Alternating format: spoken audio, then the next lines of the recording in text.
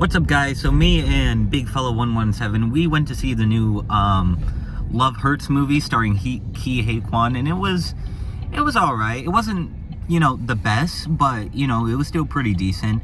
The best of this movie, I gotta say, is the casting. Ke Huy Quan, of course.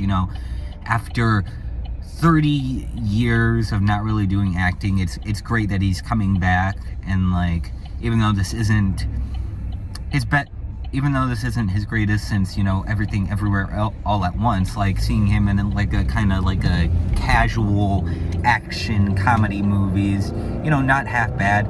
The love interest, played by Ariana DeBose, I don't know if that's how you say it. DeBois. I haven't seen her previous films like Hamilton or West Side Story, which I think she got an Emmy for, or a nomination. And there was another one. She was also the main character in Disney's Wish. Yeah. But I'm gonna be honest, her acting in this movie was kind of phoned in. It wasn't the greatest. Very bland, kind of like the acting in not Spider-Man, Madam Web. Yeah. Not good, but not horrible. Sean Astin makes an appearance, which was pretty good. Even though, spoiler alert, he sadly dies in the movie. And Mustafa Shakir, who plays I think a character called the Raven, and he writes poetry, and he throws knives and has a big ass knife in his boot. It was really cool, even though I didn't really like the joke often that he was just this big bad character who had this aura around him. It was kind of goofy at moments, and I don't really like how they kind of nerfed him throughout the movie. It's kind of interesting how he fell in love, but I didn't really like his love interest, because she's supposed to be a normal person. I guess a normal blue collar worker who who got depressed during Valentine's Day, and is she constantly thinks about death and stuff. Which is kind of messed up. Yeah, it's messed up. I don't know. It felt like maybe even he was taking advantage of her. It felt that way, or she was trying to pursue him.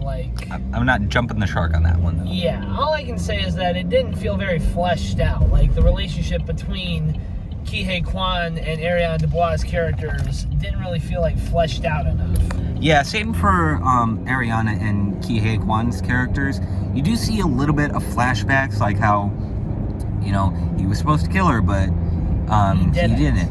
But we don't really see any other backstory other than that, so I didn't really feel any emotional attachment to them. And sure, it's a comedy action movie, but even then, you can still put in some flashbacks and just some more dialogue to help develop the characters more, I think would have helped. But overall, Ke Huy Quan and Mustafa Shakir, they definitely carried this movie. It reminded me a lot of Cowboy Bebop, which is very, very horrid, but Mustafa Shakir definitely carried that show too, as Jet. The action, I gotta admit, was kind of questionable at times, and I think there's an obvious CGI blood and gunshot muzzles.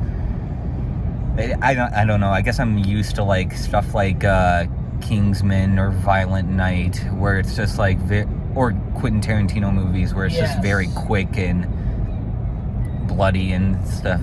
It just felt a little slow at times. I gotta admit, it was pretty creative when I forget his name, the boss or whatever, the one with the baseball bat. Knuckles. Yeah, Knuckles. how like he drinks boba tea and he's able to kill people with a straw. I thought that was a little creative concept. Other than that, there's not really much I can say about this movie. I just really wish it was a little longer so we get to see more of the characters. And it's just, so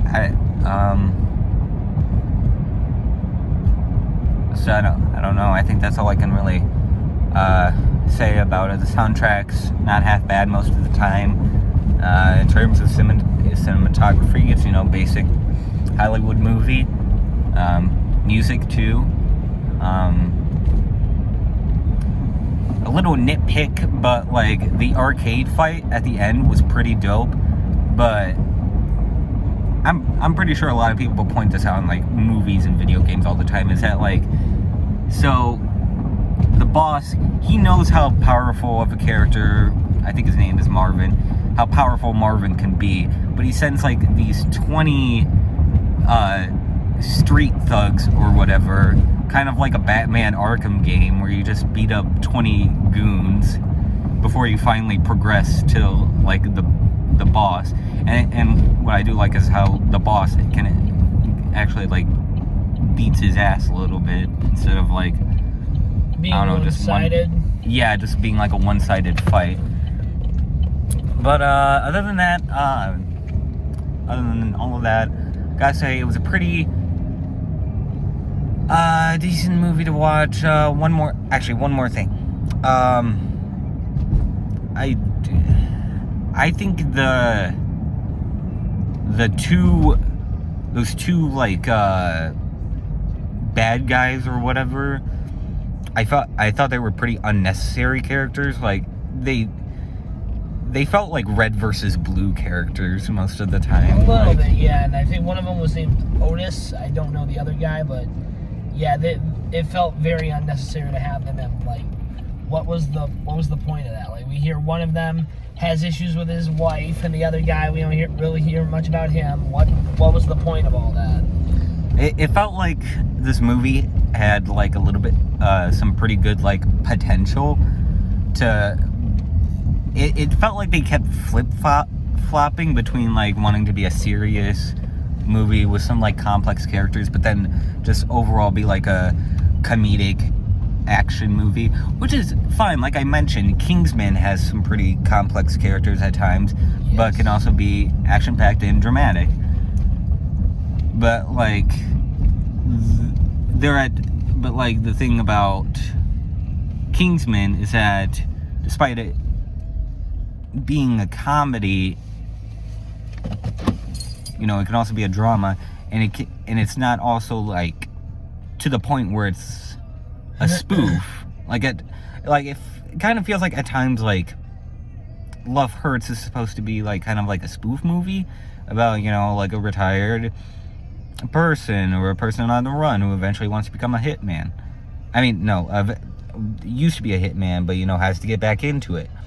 Which is fine. I like that trope. I like it in comedies. I like it in action movies. But I don't know if they were trying to be drama. I don't know if they were trying to be just action-packed. Or I don't know if they were trying to be like a overall comedy spoof. It kept like flip-flopping is my major problem with it. But even with all that, it's still a good like movie. It's kind of like a fun bad movie. It's definitely a movie that I wouldn't mind watching again on Amazon Prime or Netflix or DVD once it comes out. And if you have a friend or a family member who's like, hey, do you want to go see the new Love Hurts movie in theaters or whatever, or just watch it on streaming or DVD, I wouldn't shoot it down. It's definitely something to check out. But other than that, I don't really think you need to watch this by yourself. It might be passable. Do you want to say anything, big fella? I will say that it isn't what I was expecting. I mean, yes, after Everything Everywhere All at Once, I was expecting a little bit more from Ke Huy Quan, but I I feel like it wasn't fleshed out enough. It could have been a lot better. It's a very mid movie, like very, very mid. But I would say, compared to like another bad movie that I saw a while ago, Madam Web, this was far better. Like, actually, the actors were trying in this movie. But yeah, if you want to like watch a fun like action movie like John Wick-esque, stick with the John Wick franchise. Go with the movie Nobody. Those are good movies to choose from if you don't want to see this movie. But yeah, it wasn't terrible. Could have been a lot worse, but it was tolerable. Speaking of which, I'm excited to see the Nobody sequel that's coming out, I think, this year. I believe it is, yes. Also, one more thing. I know I keep saying one more thing, but if you are tired of all these like superhero movies, all these sequel movies, all these remakes, junk like that, I think this is an okay breath of fresh air, something to see at the movie with a friend, and then afterwards just go about the rest of your day or whatever. So other than that, pretty mid, not good, not bad.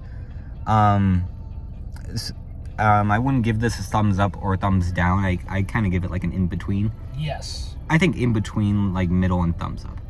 And I think I'm giving this one a 6 out of 10. And if anybody watched my Red 1 review, you remember me giving it probably like a 6 or a 7. I'm changing that now to a 5 because, like, looking back, it's not the best movie. But again, like, interestingly enough, I think Red 1 is kind of, in a way, like a Valentine's Day rated R. Love Hurts, so, both of them are fun, bad movies. But, other than that, if you've got a friend or a family member who's interested in this movie, definitely check it out. Other than that, any more comments, big fella? No, that's about it. Alrighty then. Peace be with y'all. See you all in the next video, and have a great rest of your day.